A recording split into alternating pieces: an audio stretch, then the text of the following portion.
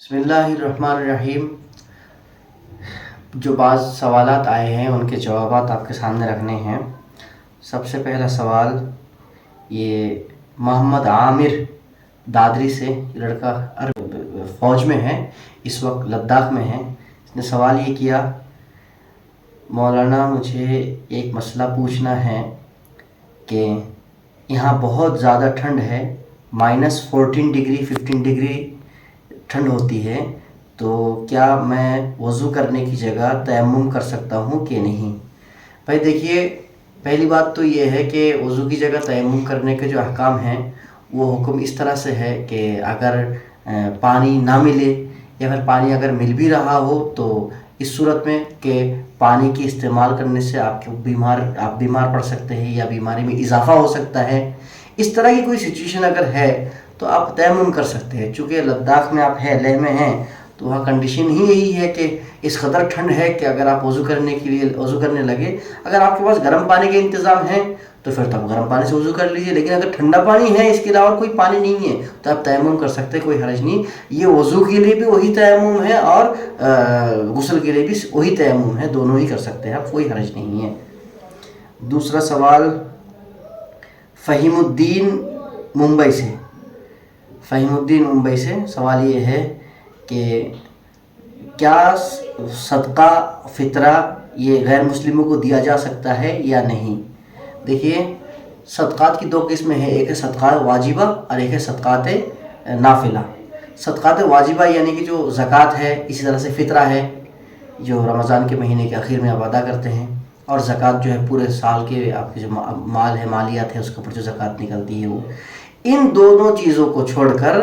اور ایک چیز وہ ہے جو منت ہم مانتے ہیں کہ ہم اگر میرا یہ کام ہو جائے تو ہم 10 روپے اللہ کے راستے میں دے دینا ہے، یہ 10 روپے یہاں دے دینا ہے، یہ 10 روپے خرچ کرنا ہے۔ یہ جو منت ہے یہ بھی صدقات واجبہ میں سے اس کا شمار ہوتا ہے، لہٰذا یہ 3 چیزیں ہم غیر مسلموں کو نہیں دے سکتے۔ اس کے علاوہ امداد اور صدقہ، یہ اس طرح کی باقی جو بھی چیزیں، تمام چیزیں ہم غیر مسلموں کو دے سکتے ہیں، کوئی حرج نہیں، اور دینا بھی چاہیے۔ ایک سوال یہ ہے کہ حضرت امیر معاویہ رضی اللہ تعالیٰ عنہ، یہ کس نے کیا؟ یہ فیروز امروہہ، کہ حضرت امیر معاویہ رضی اللہ تعالیٰ عنہ کے متعلق جو بات کہی جاتی ہے کہ انہوں نے خلافت کے خلاف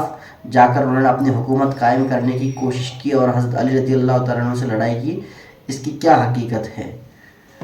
بھائی دیکھیے، یہ پہلی بات تو یہ ایک بہت ہی بڑا سوال ہے اور اس میں بہت تفصیل ہے، مختصراً میں بتا دیتا ہوں۔ حضرت امیر معاویہ رضی اللہ تعالیٰ عنہ نے کسی قسم کی خلاف شرع یا خلافت کے خلاف جا کر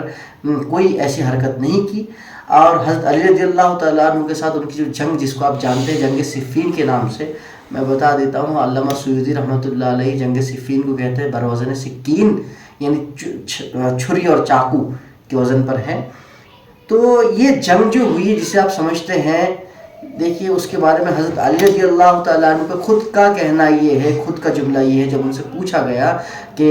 آپ کے ساتھ جو جنگ لڑ رہے تھے اور آپ کے خلاف جو لوگ جنگ لڑ رہے تھے ان کے متعلق آپ کی کیا رائے ہے، تو حضرت علی نے کہا کہ قتلانا و قتلاہم یرید بہ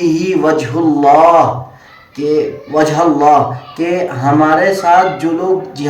جنگ کر کے شہید ہوئے اور ان کے ساتھ جو لوگ تھے شہید ہوئے، سب کے سب نے اللہ تعالیٰ کی رضامندی کے لیے ہی جان دی ہے، لہٰذا یدخلون فی الجنہ، سب کے سب جنت میں داخل ہوں گے۔ یہ حضرت علی رضی اللہ تعالیٰ عنہ قول ہے۔ میں اس موضوع پر باقاعدہ طور پر ایک کوئی سیشن میں گفتگو کروں گا تو وہ ایک تفصیلی گفتگو ہو جائے گی، بس آپ اتنا سمجھ لیجئے کہ حضرت امیر معاویہ رضی اللہ تعالیٰ عنہ جو کاتب وحی ہے اور آپ صلی اللہ علیہ وسلم کے پر جو وحی آتی تھی اس وحی کو لکھنے والے تھے، اور آپ علیہ السلام نے باقاعدہ حضرت امیر معاویہ کے لیے دعا کی، اے اللہ معاویہ کے پیٹ کو علم سے بھر دے، تو ان کے متعلق ہم اس قسم کی باتیں نہیں کر سکتے اور اس کی کوئی سچائی نہیں ہے۔ تاریخ ابن عساکر اور تاریخ دمشق، مدنی دمشق، آپ اس کو دیکھ سکتے ہیں، اس طرح کی کوئی جو من گھڑت کہانیاں بنائی جاتی ہے یہ سب جھوٹ ہے، بہتان ہے اور فریب ہے اور کچھ نہیں ہے۔ صحابہ کے متعلق اس قسم کی گفتگو کرنا بالکل نامناسب اور ناجائز ہے۔ اللہ کے رسول صلی اللہ علیہ وسلم فرماتے ہیں اللہ اللہ فی اصحابی لا تتخذهم غرضا من بعدی فمن احبهم فبحبی احبهم ومن ابغضهم فببغضی ابغضهم۔ اللہ کے رسول فرماتے ہیں کہ خبردار میرے صحابہ کے متعلق کبھی بھی کوئی الٹی سیدھی گفتگو مت کرنا۔ جس نے ان سے محبت کی ہے اس نے مجھ سے محبت کی، جس نے صحابہ سے بغض رکھا ہے اس نے مجھ سے بغض رکھا ہے۔ لہٰذا صحابہ کے متعلق جبکہ حضرت امیر معاویہ ایک جلیل القدر صحابی ہے، کاتب وحی ہے، ان کے متعلق اس قسم کی گفتگو بالکل نامساوی اور نامناسب اور ناجائز اور حرام ہے۔ اللہ رب العزت ہم سبھی کو اس قسم کی فضول اور ناپاک اور ناجائز چیزوں سے اللہ تعالیٰ ہمیں بچائے رکھے۔ وآخر دعوانا الحمدللہ رب العالمین۔